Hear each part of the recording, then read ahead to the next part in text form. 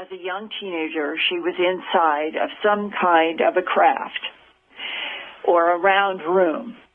And what happens in very summarized for the radio broadcast tonight is that a praying mantis-looking creature, 8 foot tall, which does come up in lots of abductions, even if you don't hear about it much, appears, and at first she was terrified, and the tall praying mantis put into her mind a sense of deep sadness about her and all humans, and it was accompanied by a sense that this praying mantis was so ancient that it could be as old as our solar system, as incomprehensible as that is, and that these praying mantis are programmed to monitor the evolution of life in entire solar systems.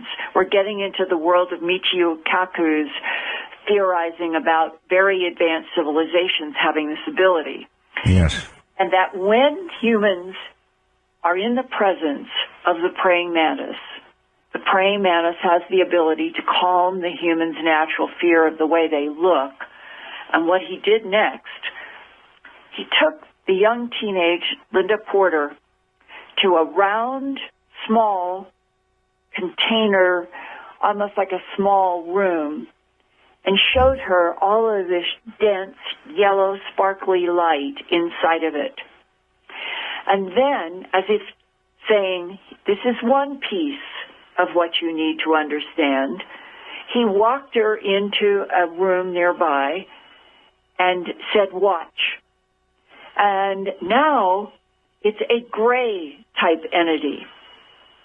We can get into the distinctions of gray androids that are robots and prime intelligence grays, and that there are all kinds. And now what she's seeing is what I would call more the prime intelligence in the gray category. They have vertical snake eyes. They have gray pebbly skin. Usually it looks slightly reptilian, and they are quite different from the 3 foot tall, we'll call them androids, that have the big black eyes and the pear-shaped heads and the little bodies. There's a big difference. So now she's in the presence of what appears to be a prime intelligence gray who walks over to a bed-like apparatus upon which there is lying a male human, and the gray reaches down, and Linda even asked me, could this be possible? Are they doing this in front of me like a hologram? Because this is what occurs. The gray's long 4 fingers just seem to pass through the man's chest.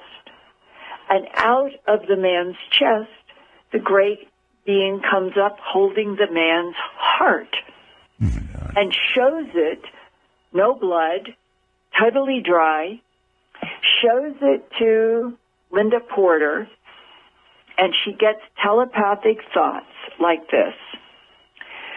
It is important that the entity, and she gets the symbol or gets communication that when they say entity, they are meaning soul, spirit, the animus of life.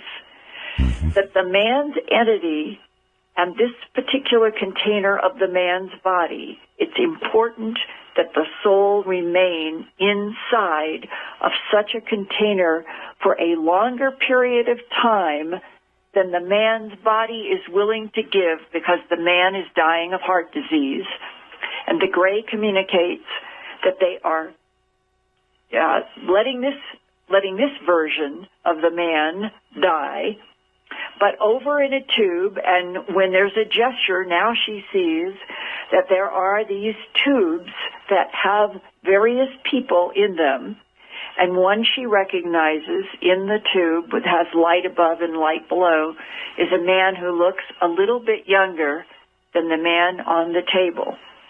And the gray being communicates telepathically to her, because it is important for the soul spirit, that he uses the word entity, to stay inside of this type of container, we are going to revivify him in this cloned body, in this tube that we can preserve and control.